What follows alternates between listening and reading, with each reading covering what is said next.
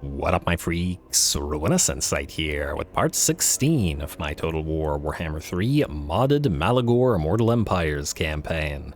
So as we saw last time, Slaw the World Eaters, now completely complete, or just complete, Nurglite army showed off, especially with the chosen Pestigors, the tankiest infantry we have on our roster, edging out the Bestigors in terms of their tankiness, providing bolstered armor, having solid physical resistance, solid armor, poison, and melee defense that will only rise with the application of both veterancy and techs. Some good stuff. Otherwise, we are pushing the Court of Libaros pretty hard. They have dropped down to strength rank 21, and it seems like every single Tomb King faction in this campaign is succeeding until they declare war on us, or otherwise we get near them, and then they start getting obliterated. It is what it is. Never thought I'd be prosecuting a war against all the Tomb Kings, I guess sort of with the exception of Arcan. I mean, we did destroy him, but he's still pushing out of the Fumin Serpent. We might have to send somebody over to him. Well, then we could get these guys to declare war on him and just kill him. That'd be real swell. What will this cost? Exiles of Nehek. Wait, no, not Exiles of Nehek. Pirates of Sart... No, Followers of Nagash. Minus 24. Man, it is impossible to get these guys to join the war against anything. Even if we join the war against Itza and Cult of Sotek, and if we do, both of them will start sailing over here in the same way that Arcan does, but at least it'll be one less faction. Although, on the other hand, these guys don't have an army here anyway to wipe these guys out. You know, I'm just going to keep ignoring them for now, and then we'll see. Hopefully, the Forge of Hashut can continue defending itself. Anyway, let's get started. Malagor and Magok the Bloodhorn, you guys have things to be doing. Namely, you're going to move out here, and I'm going to see whether, if I can move ya, if I can move ya, without clicking Malagor. There we go. Alright, come on, ambush, don't let this guy run. Hey, alright, that worked out. We'll resolve this. Still absolutely insane amounts of damage to our army. It's absolutely ridiculous, but what can you do? Alright, take the money. We're gonna need it. And looks like we got a few survivors out there. Oh, of course, the Tomb Scorpion got reforged. Oh well, ally mission successful. Nice. Another Gift of Chaos, also nice. Another Possess, nice. Hey, we're finally getting the stuff. How far are you from Reetra? Pretty close, actually, so that's pretty good. Go here. Hopefully, what we can do is this. If we push you here, you can still go to Reetra? Yeah, just barely. Alright, then we move you to attack Anlashen. And we actually don't want to ambush him, so we will go into Ruinations. It reduces our post-battle loot. Yeah, but we don't want to ambush, so we'll do this. We'll attack like this. Anything? Yeah, I'll just do it. Alright, I'm going to assume that we can do this without losing any units. Okay, yes we can. Alright, we'll do that. It'll damage our army further because the auto-resolve despises the Beastmen because reasons. We'll get some of that replenishment back. Then, Axes of Korgorth, nice. You are going to move into, I guess, Ruination stance as well. You are going to head down to Reetra, which you will burn down in order to get the ritual for this. And, oh, you gotta be kidding. Okay, fine. We gotta manually fight this, I guess. Alright. How many points do we have? Not that much. Alright, fine. Alright, I'm gonna just try to speed through this one. We need to tear this down before we take Maharak, because Maharak will raise a new Herdstone ad. And I don't want to steal the ritual thing from this particular Herdstone. Yeah, the auto-resolve really does not like the Beastmen. And, like, this army is solid. It's absolutely solid. What can you do? Alright, you three. Get ready to go. And do we just charge the enemy? Heedless of the casualties? I think we do. Actually, would like to get the piggies in here. Unfortunately, they can't Vanguard deploy, but what can you do? And hey, I moved you to the middle for a reason. Come on. Alrighty, anyway. You guys... I would like you to move to the edge of the map. Might even send you off the edge of the map just so that you can't die there, and then we will send the chosen corn gores and the regular gores out on the flanks like wrong one. Out on the flanks like this. And the war gores in the middle of all this, and you can join in once everybody's ready to go. Alright, everybody good? Okay, no, I forgot you. Alright, fair enough. Too bad you don't have Vanguard deployment, that'd be nice. Anyway, I'm gonna make, say, you guys into a group, and then everybody start battle, you guys move forward, charge real quick, and, oh, You're gonna start immediately rampaging, and so are all of you. Well, I guess it's a good thing we moved you back then. Then we will pop off. Okay, that's gonna hurt, but it is what it is. And group one attack. Good, good, good. Hey, they popped that ability here. That's also nice. Alrighty, chosen Korngors, go kill you, Shepty with great bow, and just kill everything. As one does. Alright, you go duel the Lord, you jump on in, pop that debuff. Let's also give everybody here bonus armor. And then debuff everybody here. Then the units that are taking severe damage off the charge are gonna have to back you off, including pop off more defenses. Ooh, you're gonna rampage, that ain't so great. But it is what it is. Do we want to summon a Manticore, or are we fine? Enemy Lord's nearly dead. Just gotta make sure that the bloody bulls don't kill themselves, which is a distinct possibility, I will admit. The Rampage, like I've said before, like Buy Our Blood, Rampage can, or Unbreakable rather, plus Rampage, can really work against you in this particular case. In fact, move out here, Lord. We'll have you guys go after the... Come on, back off, back off. I also just want the apocalyptic vision. Can you really not move through a pile of skeleton archers? What is your mass? How are you stuck here? What is this? Let me just see here.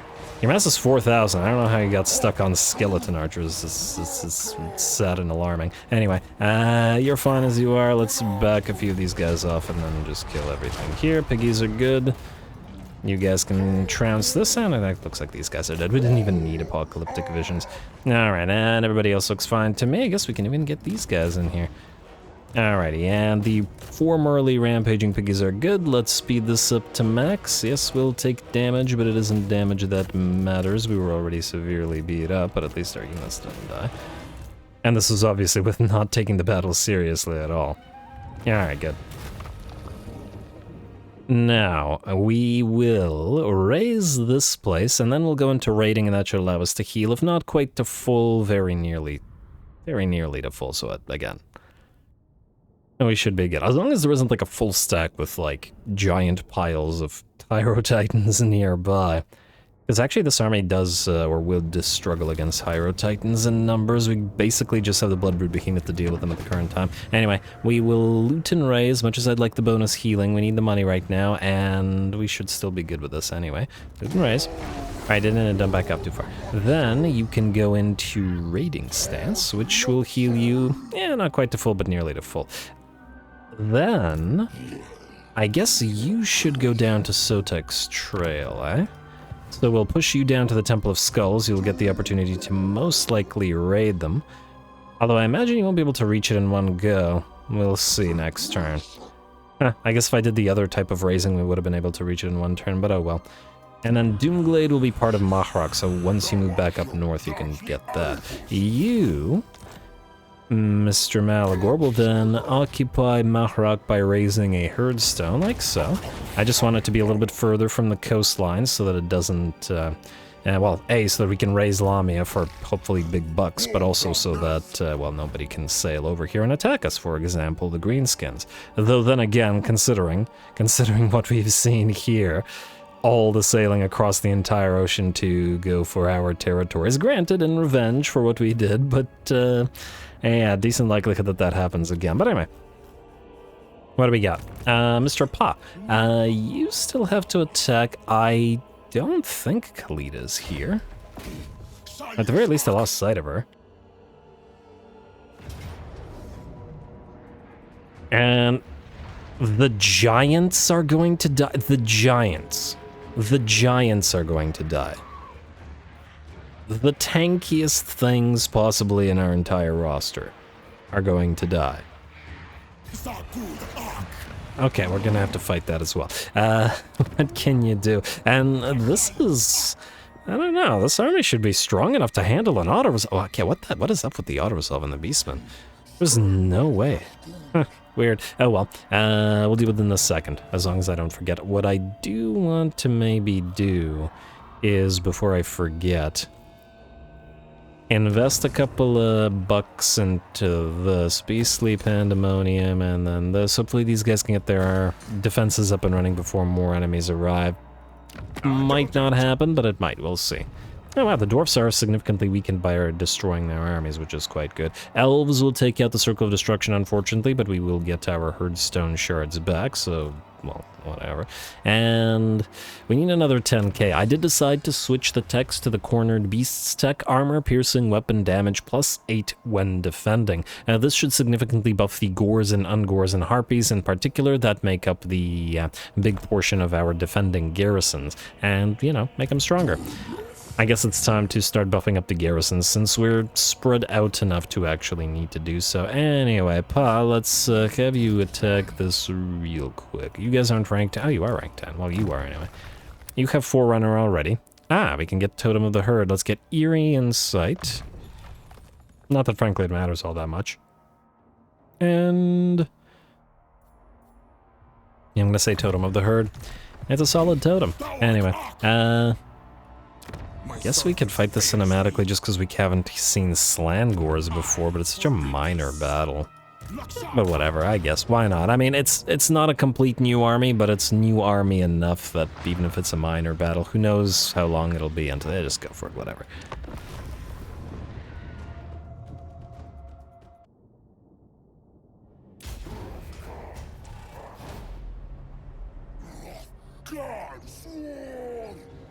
Alrighty, here we go. We're only about, maybe halfway to the Sleneshification of this particular army, but, well, it'll get there. And in the meantime, can do a little bit of work. Now, we do have no access to Stone Shatter in this particular army, but that doesn't matter, as we have 3 giants, and they act like living siege equipment, and should be able to tear through those walls in short order, while an SFO giants also have a huge amount of missile resistance, and that'll enable them to weather the storm of all of those arrows and tower damage. Lovely. Anyway, we're gonna speed this up while we whack away at those walls there and get ready to mosey on in, and start moving all of our units in as well. Alright, how are we looking? Walls are down to, okay, nearly there. Praeton are going to go over the walls, however, and are going to engage the Sepulchral Stalkers for 2 reasons. 1, just to prevent them from firing immediately at the giants, and 2, just to get them a little bit away from where the breaches in the walls are going to occur. And basically, we don't want everybody trapped right here outside the walls, but want them to actually, you know, enter the settlement. Anyway, the Screaming Skull Catapult's gonna fire away at us, but the giants make their way forward. And the Sepulchral Stalkers may be anti-large, but they're sort of an anti-cavalry, anti-large type unit, in the sense that they're not going to do well against giants at all. And their fragility probably isn't going to help them out. Anyway, the Wargors will lead the Bestigors into combat as well, and start smashing those bony skeleton units, as well as the Sepulchral Stalkers, which are impressively still kicking. The Tomb King has made his way forward, but immediately loses about 30% of his HP to the Giant, and now that the Giants are here, we no longer need the Praeton to hold the enemy back. So they're going to fly away and towards the enemy Screaming Skull Catapult, so that it can no longer fire into our blob of Praeton and the newly arrived Slangors. Alright. Now the simple portion of the battle begins, just a good old-fashioned brawl. The Slangors, with their bleed application, will actually combine nicely with those Hounds of Pestilence in the same way that the Hounds of Pestilence would combine with the Razor Gores. Bleed and lethal poison. A little bit odd to poison and bleed a pile of skeletons, perhaps, but it works. And if it works, it works. Anyway, we continue fighting where the breaches are, and the enemy attempts to hold us back, but with their artillery piece tied up, they're not going to be able to do too much more damage. We're also trying to work through the gate with our units of the Sons of Goros, Centaurs with great weapons, and the destroyers of the Drakvald, and it looks like the enemy's going to keep 1 unit of the Hekara warriors back for that particular purpose. Otherwise, it's actually looking like the battle will end here around the breach once the defenders fail. Well, once we start making our way into the enemy settlement, the battle will be over. And we're very much nearly there. Nice to see the Slangors fighting, soon to be joined by Chosen Slangors and Centaurs. as they and the giants are going to make up the sort of bulk of this particular army, plus obviously the 2 Praetor. Although Praetor don't actually have anything whatsoever to do with Sleneshi, they just got added to the Sleneshi roster for some reason. I'm not entirely, to be honest, sure why exactly that is, but as far as I understand, there's no relation between them. The only reason we're putting the Praetor in the Sleneshi army is because of the game decided to add into the Sleneshi roster, so why the heck not? Anyway, looks like we are just about done here. The bounce power switches to about 95% in our favor. Everybody, with the exception of 2 or 3 units, are done for. The breach is failing, and the Hekara warriors now have to defend against the destroyers of the Drakvald and the Centaurs here. And ever since Bull Centaurs got added, the Centaurs look so tiny and emaciated by comparison.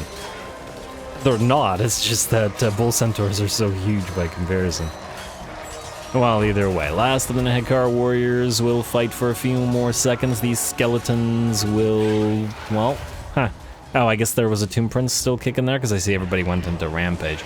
Not that it matters over much. Here come the doggos, sending those Nehekara warriors flying into the screen together with the Centaurs. Pop off one last Flock of Doom to send them on their way. Nice combination of poison, lethal, poison, bleed. And I guess that last unit of Nehekara warriors had a pretty bad time of it. But hey, they still bravely held the gate, and were the last unit on the field. Nice little decisive victory.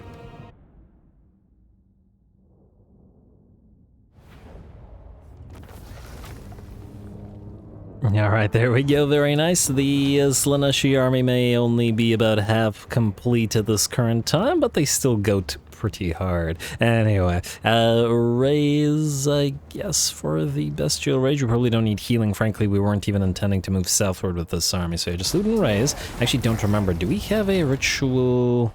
Oh, this place's ritual was completed already. Well, whatever. Not a big deal. Oh, actually, this probably counted. Ah, yes, it counted for the Golden Tower. I didn't even realize that. Oh, right. I remember being annoyed that Teotihuacan counted for like 2, even though it was a tier 3 settlement. I don't know what the heck that was about, but it is what it is. Anyway, I guess since you're down here and you're going to maybe go southward, go burn down Zlatlan.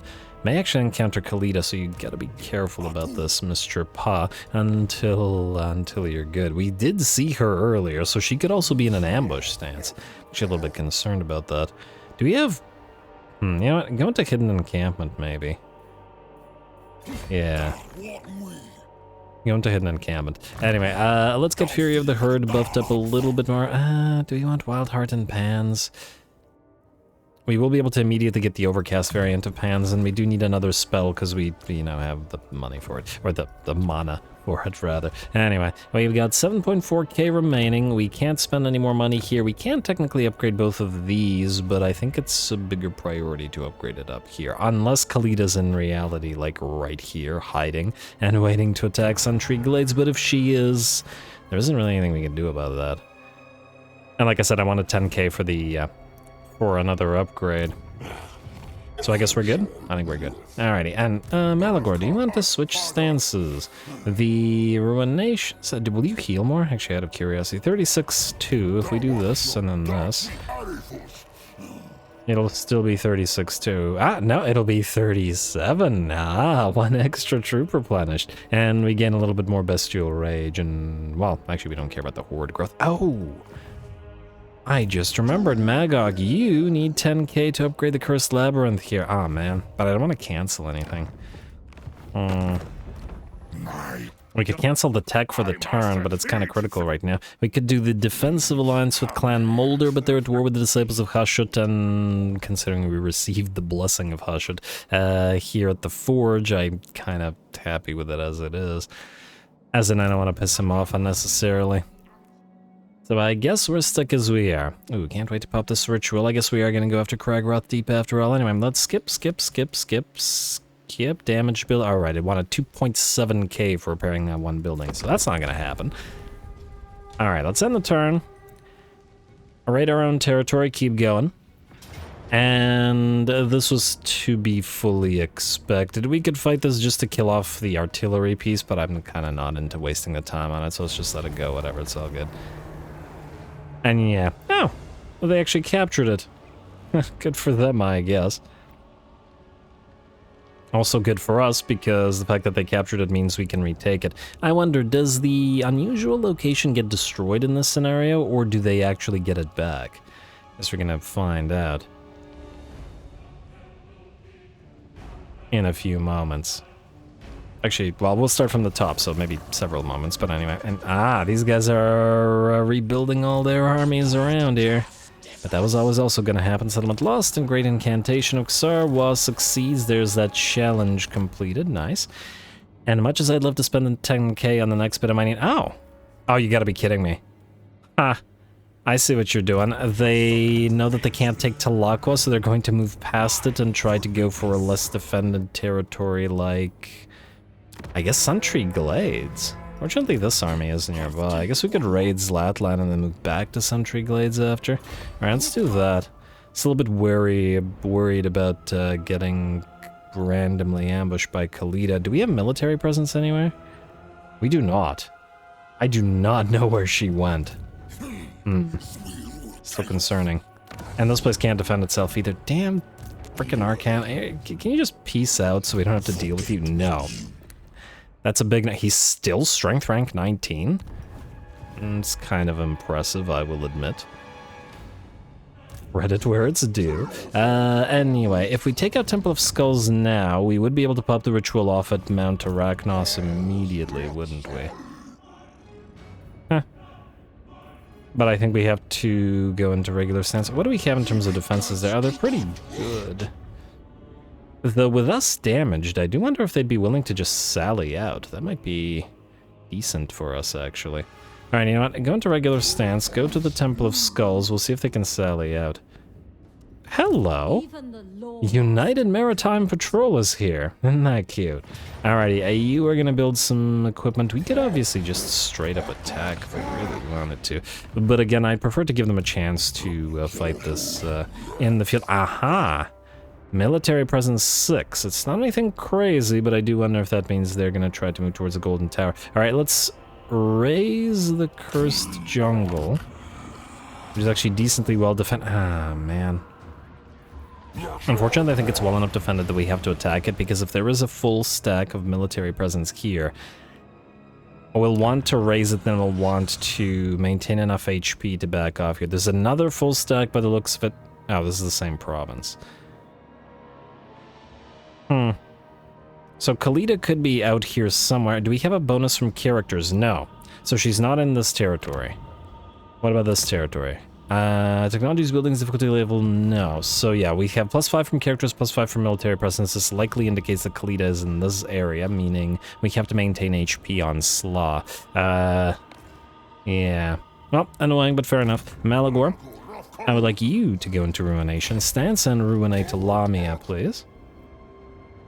I'm gonna pop the ritual off here as well. And close defeat. Alright, I'm willing to besiege this as well. If you're willing to sally out and fight us in the field. I mean, I could see it thinking that this would be a close defeat against Malagor's army. I can see why it would underestimate him with his piles of harpies and rather low HP single entity flyers. Slaw we're gonna fight with in a second. Torox, I'd like to take a look at you and see what we are looking at here. Now, if you go into Beast Path stance, I would like you to go down here near to Hag Grief, like so. And I'm gonna hope that we can reach Kragroth Deep, raise it in one turn, and then take it out. We're going to use our money to upgrade this. Still concerned that it'll just straight up get attacked, but yeah, we'll switch to the challenges of the gods of Kadan Unleashed for now, rather than getting one of the money techs. Or, you know what, let's keep going through Korn's Call, just get it down to 1, but not get the final level yet. Yeah, let's upgrade both of these. I don't really care about Rakdo Gorge so much, it's just that, you know, it's in a good position for us to raise all of this and not have to deal with these guys for too much longer. Maybe, possibly, we'll see. Anyway, Slaw, you're gonna have to fight, buddy.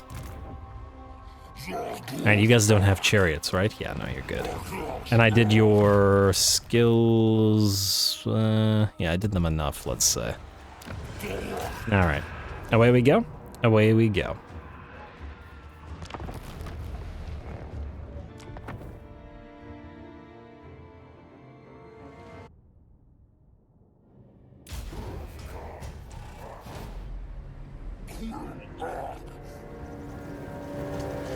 Alrighty, here we go. Looks like we got a minor settlement defense, and frankly, that's probably something that Nurgle should be pretty good at dealing with, as in assaulting one of these locations. The chosen pestigores being highly defensive units, and the combination of the lethal poison and toxins from all of these units, including the Jabber Slates, plus the Aura of Madness, means that the enemy bunching up is not going to work in their favor by any means. Plus, of course, the combination of the Devolve and the Traitorkin abilities, which will allow us to keep adding additional debuffs as well as additional damage to the enemy, plus all those poisons. Nice and Nurgly is what I'm getting at. Alright, enemy's going to attempt to countercharge us, but more of our chosen pestigores make their way forward until we're now free to start sending the regular pestigores in with their cavalry bane.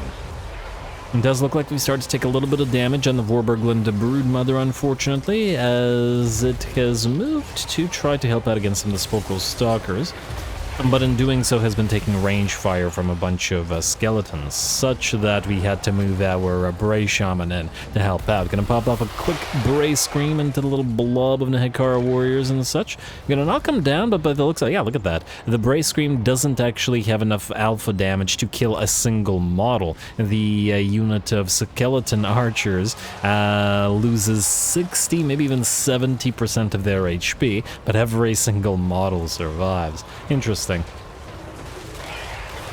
So yeah, I guess Bray Scream, you want to use it to dish out damage into blobs, but can't expect it to actually kill anything. Though, to be fair, the likes of, well, Flock of Doom, which we've been using throughout the game, is kind of in the same position.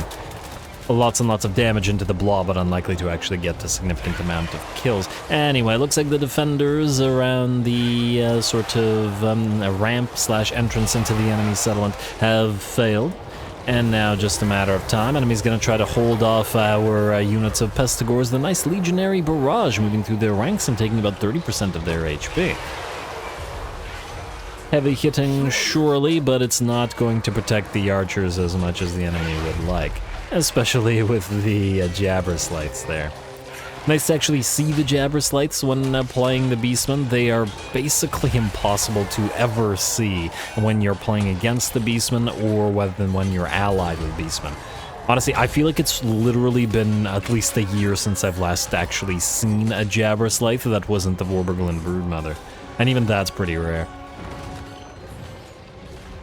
Not that that's a big deal, mind you. Anyway, honestly, the same thing goes for all of the monstrous units for the Beastmen, with the exception of the Beastmen Giants, as in the likelihood of seeing Gorgons and incarnate elementals of beasts in the wild is pretty low. But anyway, we are good.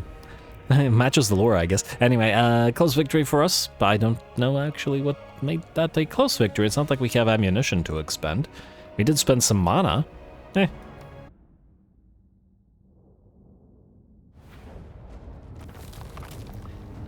Alright, there we go, and ooh, a free obsidian blade. That's a nice pickup.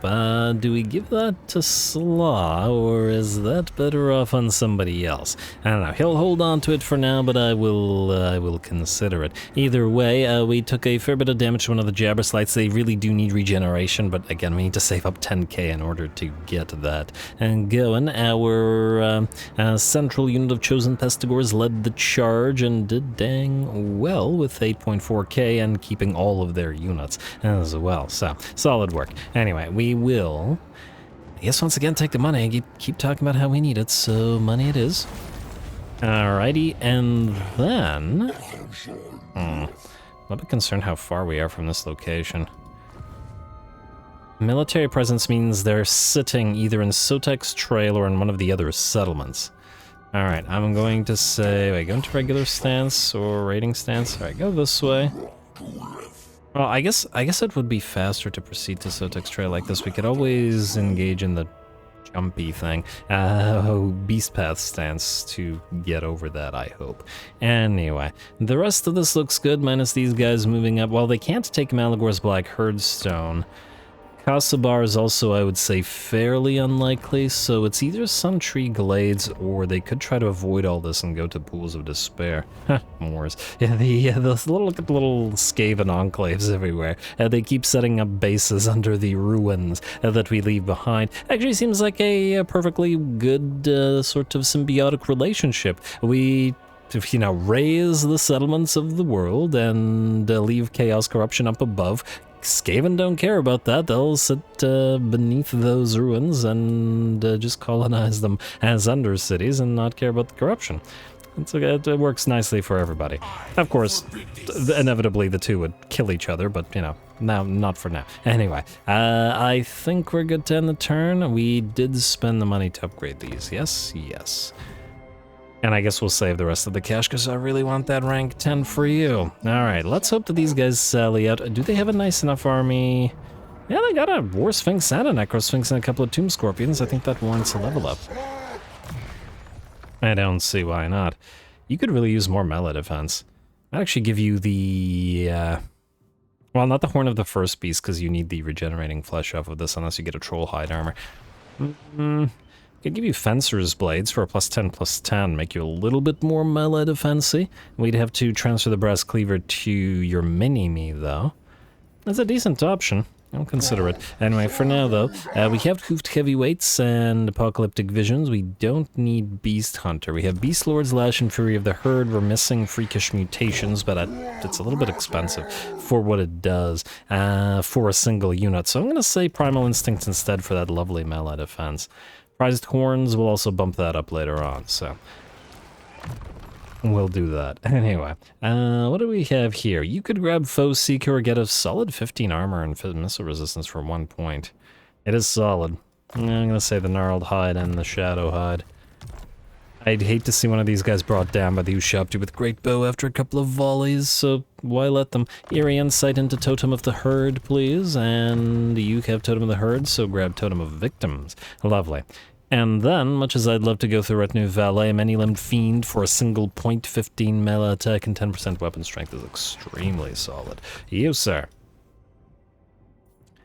I mean, I guess we could go for Potent, but it's not the biggest of deals. Maybe it's time to go for Scouting at last? Assuming once again we don't grab the Amber Spear and Flock of Doom because you're in a Coronate Force. I guess throwing a spear at an enemy doesn't feel as magical. But it is summoning an Amber Spear. No. No spear. You could summon Manticores, you could buff and debuff. No magical damage. Alrighty. Just in the Coronate Army. Anyway, I think we're good to end the turn, so let's end the turn. And I ignored the buildings again. Whatever. Alright, Malagor. Let's see if Lamia sallies out as well. We got at least 2 potential fights out of the... What is this? Theory of Ember Binding. Vigor in battle... I wanted to see what that did. When attacked, the enemy army won't be able to retreat. Oh, interesting. Who did this to us? As the heavy pall of ash chokes a raging blaze into feeble smoldering embers, so too does Akshi trail its own fervor with a weariness to match. Who did this? Whose ability is this? Theory of Ember Binding? Is this an Imperial thing? Somebody with fire magic, obviously. Actually, there's like a billion factions with access to the lore of fire, so all I know is it's not the Tomb Kings. Anyway, let us... Yeah, decisive defeat, casualties high. Sure, game, sure.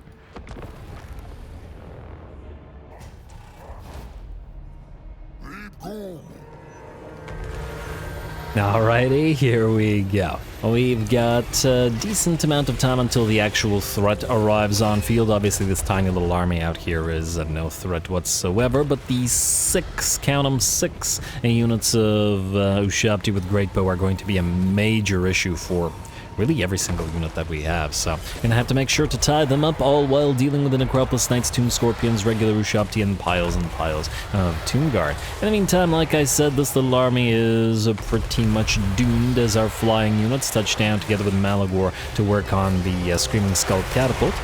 Though against this particular army, the catapults aren't what I would call a particular threat. I guess they would be a threat to the Harpies, with the Harpies Vanguard deployed behind the enemy army, and have only just now moved in, wherein they were not being under fire from the catapults anyway. And it looks like this first army is pretty much done for. If you can call it that, as in if you can call it an army, which it is a pretty darn 1 week, as in a third of an army or so, but anyway. Anyway, this little force is destroyed. We got 42 seconds still until the second one arrives. On the bright side for the other force, however, this probably gets them closer to the Realm of Souls activation, so that'll be, as we've seen in every single battle it seems, 2 more units of Ushabti. Melee Ushabti to put onto the battlefield. And considering the enemy's pretty strong garrison here, we've got, well, we've got to appreciate the addition of 2 more Ushabti units. Unless the enemy decides to waste one of them here. Is that it? Is that Ushabti? What is this? Yes, indeed it is. Alrighty, so at least one of the 2 units of Ushabti are going to just get themselves destroyed.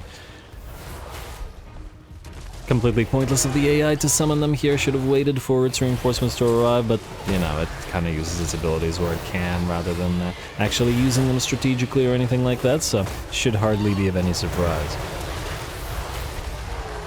Alright, just a quick little Ushabti destruction here. Not much to say about this tactically. Oh wow, that one Ushabti went flying off screen. Who had enough mass here to push him around like that?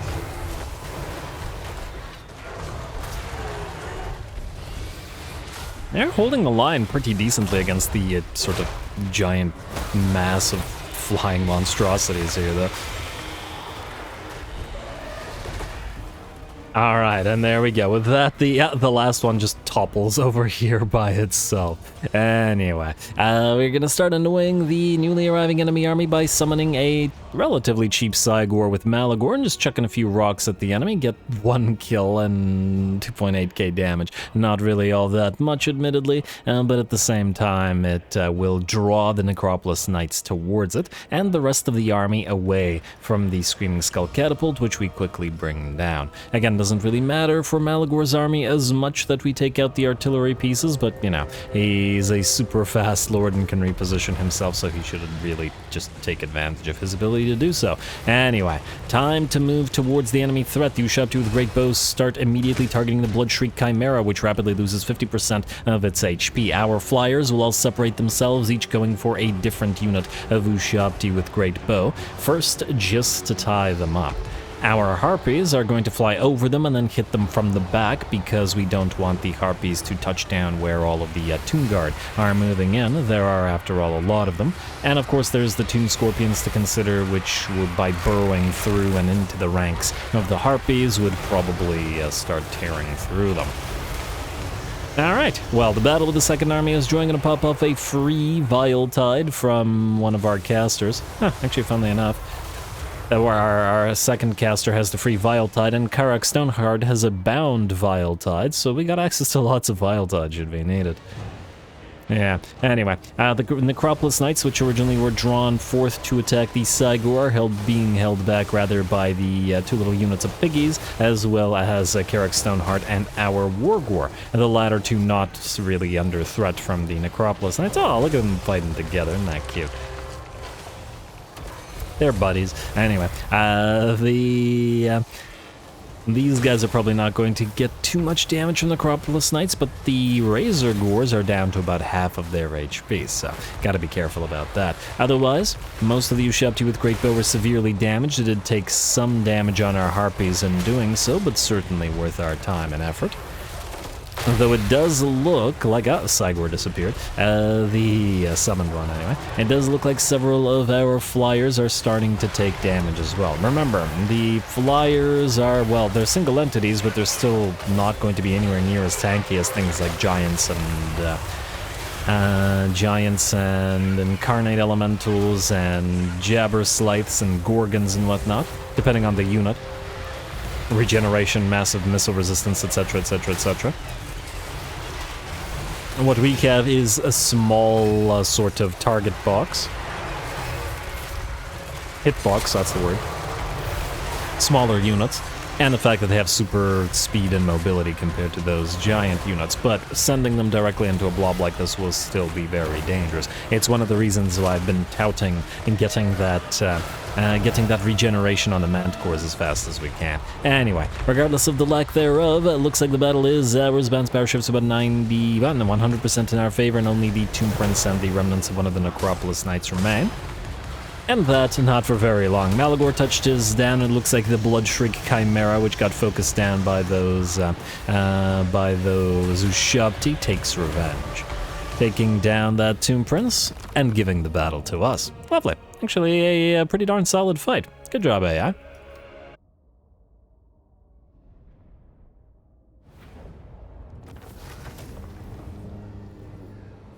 Alright, there we go. That was actually a very solid fight. While I'm not fond of the auto-resolve saying constantly that everything will kill us, admittedly, this was a very nice Tomb King force. All Tomb Guard for their main line, couple of Necropolis Knights, two Tomb Scorpions, and a billion Ushabti. It is Lamia, after all, so it's only appropriate that they had a great garrison. We can get 10k for this. Hey, very nice. Worth coming here just for that alone. Loot and raze, please. And lovely. And, the other settlement they did not bother sallying out of. You little cowards. You had your opportunity. And, now, am I crazy, or did we not raise Lamia? They immediately recover it? I guess they immediately recovered it. Oh yeah, look at that! So it's Buggy. In the sense that when you do raise a... Oh, hello, there's that army. Oh, you moved in march stance, you poor fools. Okay, but then where the heck is Khalida? Oh, maybe she said... No, I was about to say maybe she sailed down to fight these guys, but apparently they love each other now. Okay. Yeah, so it seems that the game is buggy and does not give us the appropriate amount of devastation as a reward for tearing down a settlement. Fortunately, they rebuilt it immediately, so whatever.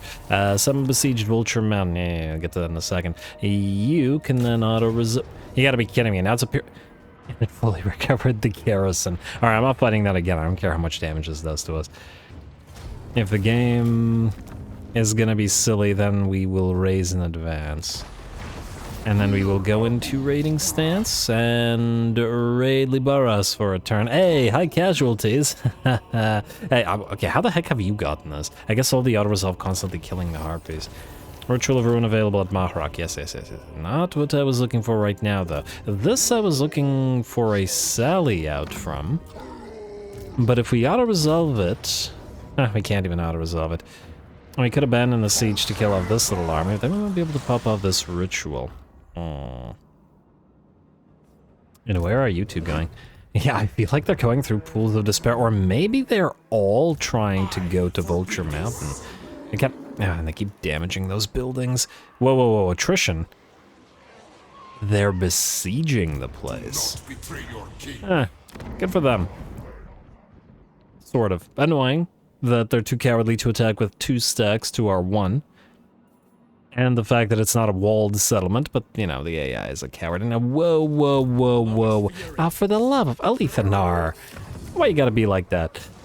We've only got the 1 army. Can Nagaron defend itself? Does have 2 Bulgors. I would really like to go and tear down Kragroth Deep. I would really prefer not to lose Nagaron. I wish I knew it was in his army.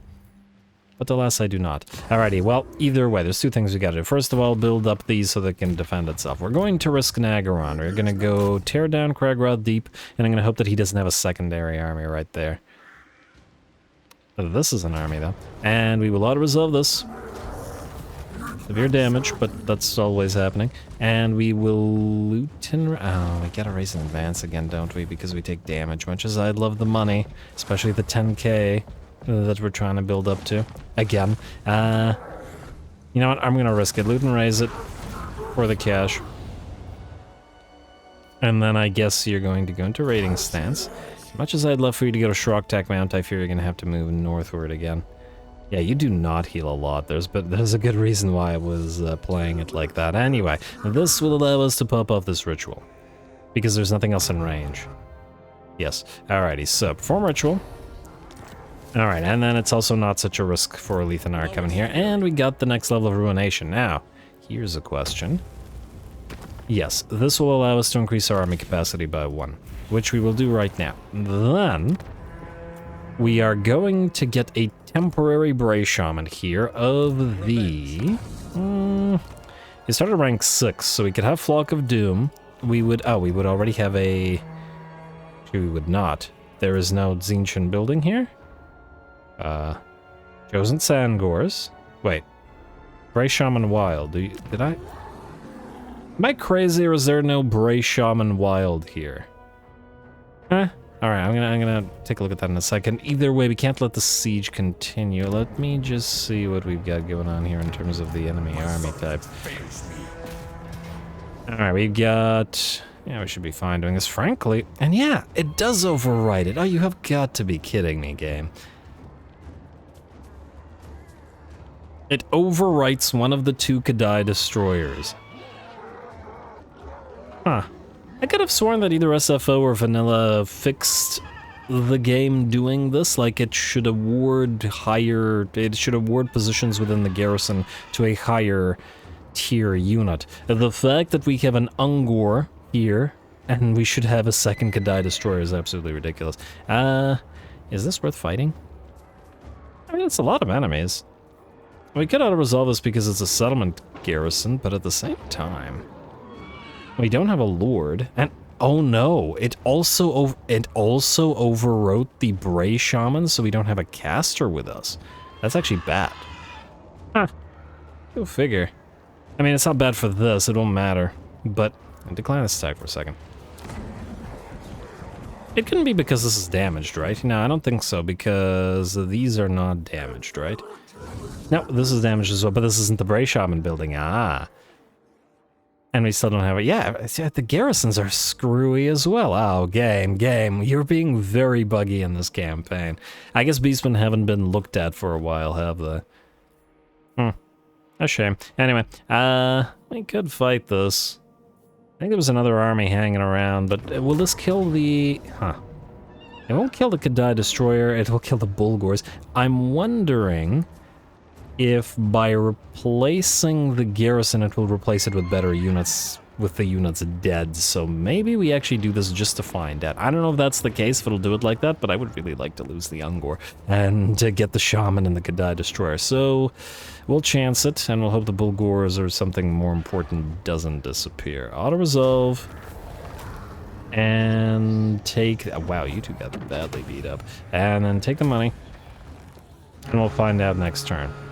And I'm not going to repair YouTube because it's ridiculous that the game wants us to pay $1 billion money for this. When we wouldn't pay any. I also don't like the fact that you're moving towards the Pools of Despair because we're probably going to have to upgrade it. There is a second army probably right here. We saw that there were 2. But again, it is what it is. What's the likelihood that the other one is actually an ambush and moving to Sundry Glades? Low? Hopefully? And you are able to move into Zlatlan and raid it for a bit. Alright, so move into Zlatlan.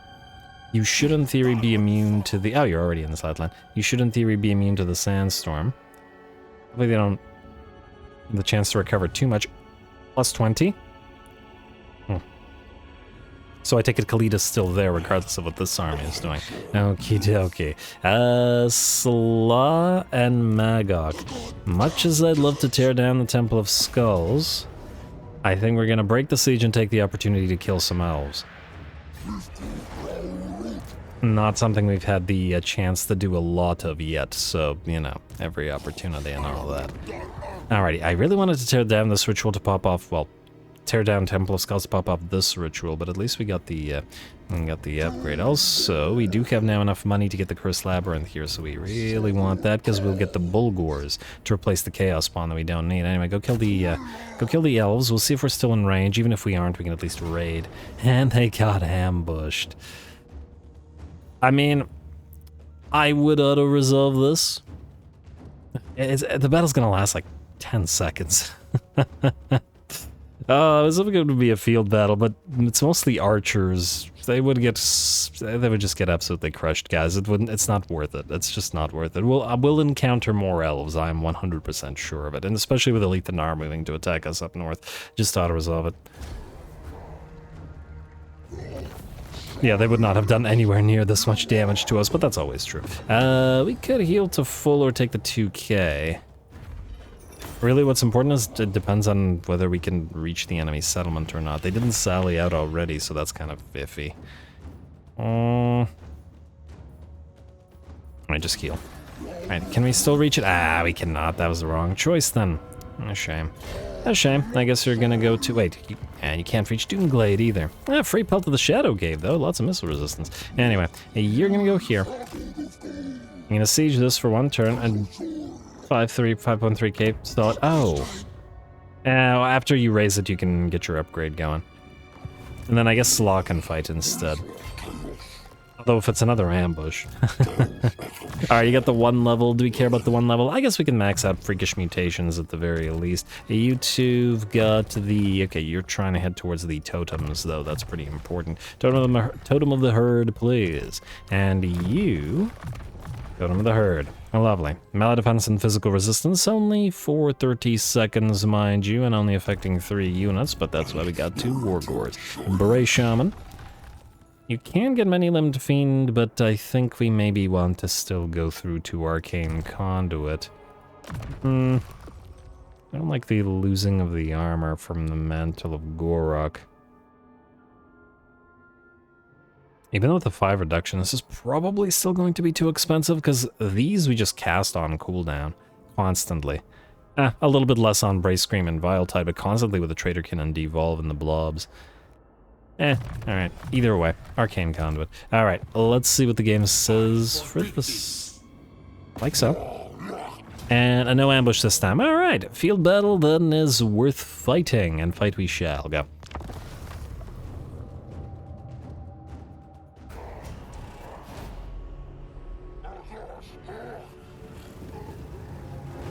Alrighty, here we go. Time for a little more Nurgling. This time we're going to take full advantage of the terrain, the cliffside sort of keeping the enemy downhill a little bit, but also slightly separating their army. This will allow us to attack one side of the enemy army by making good use of the Vanguard deployment available to nearly our entire force. With the chosen Pestigors rushing on in and starting to smash asunder those Tomb Guard. I'm sure the Halberds will hold for a decent amount of time. We've seen them do well at holding back Khorngors before. But at the same time, what we have here is lots of area of effect damage. Aura of Madness coming in from the Jabberslights and obviously all those toxins and poisons. Once again, it does look like the enemy rushes its War Sphinx towards the main line and the monsters will clash as the Vorburgland Broodmother attacks the Tomb King with a little bit of help from Mistress Slaw himself, making the rank 18 Tomb King, which admittedly is about the same. Oh wow, look at that skeleton. My people need me. It just looked like it went up in the sky. What the heck? Oh yeah, and I see some of them, their models still stuck in the sky up here. Huh. I wonder, is it because they get tossed up occasionally by the Jabberslice and then their models just get stuck up there? It's pretty entertaining. Anyway, the enemy Tomb King and War Sphinx drops and the Jabberslice continue making their way deeper into the enemy blob as the sort of left flank of the enemy army now finally, slowly but finally, are reacting to our formation. But we have destroyed the enemy's right flank and their entire left flank will get blobbed up to get hit by all of those abilities. They do have a unit of Ushabti with Great Bow, but fortunately our Giant Feral Manticore will move to tie them up while we send in the Hounds of Pestilence to help out. And now that the enemy is blobbed up, not just the Aura of Madness is going to help here, but the Devolve and Traitorkin right into the blobs. And debuffing the enemy and sending plenty of damage their way. The enemy will counter that by summoning their Ushabti via the 3rd level Realm of Souls, but right in the middle of our formation, I feel like it's not going to work out so well for them. Way too many great axes from the Pestigors smashing those Ushabti, have them topple pretty much immediately. Should have at least summoned them at the edge of the formation, not right in the center. And it looks like the battle is pretty much done, and HP-wise, it looks like we've barely taken any damage this fight. The terrain really worked for us. We had a slight elevation advantage, and half the enemy army was destroyed before the other half could help. Very nice nurgling from Slaw, I gotta say. Alrighty, very nice. You gotta admit, Nurgle has been knocking it out of the park over the last few battles. Solid work out of the Jabberslights, and surprisingly, in the Chosen Korngors holding the line and buffing everybody up. Obviously, less damage on the tier 2 regular Pestigors, but that should hardly be of any surprise. And now our super buffed Hounds of Pestilence hovering between 10 and 12k, as well they should. Very nice. And that, I think, went well enough that we don't have to heal up the tiny amount of damage on the Manticore, which means free money from the sacrificed captives. Beautiful. Spell shield, and ooh, we will, we'll be just short of Sotek's Trail, which is a bit of a shame, but what can you do? You can actually upgrade your Bloodied Lair if you really wanted to. There isn't actually as much of a need in this army as other armies, but the sooner we get to tier 5, the more upgrades we have, and just generally speaking, there's some good stuff.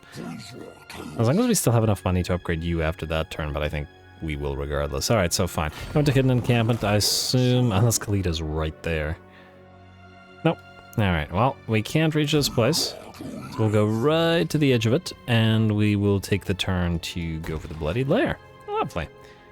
And I'm sure there's other stuff that we'll want to get, especially the Stone Shatter ability, but, well... I assume that you guys, that Jabberslights have Wall Breaker on them. They do not. Can't really use them as living... Well, I mean, you can still use them to break through the gate, but not through walls like the Giants can.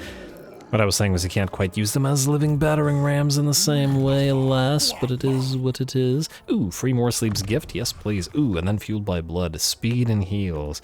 Some good stuff there too, especially heals on those giants. They may have low melee defense, but they'll mess you up. Anyway. What do we got otherwise? Actually, what we have otherwise is the fact that we're out of time. I think this then is going to be a pretty solid place to call it next time. Solid likelihood once again that Elithanar attacks Nagaron, which is going to have to do its best to defend itself without the Bray Shaman because our garrisons seem to be extremely bugged, and that's not great.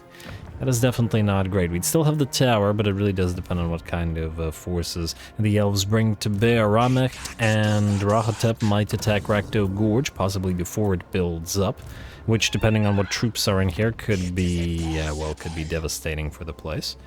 Probably a lot of Screaming Skull Catapults, judging by the what's in Shroktek mount.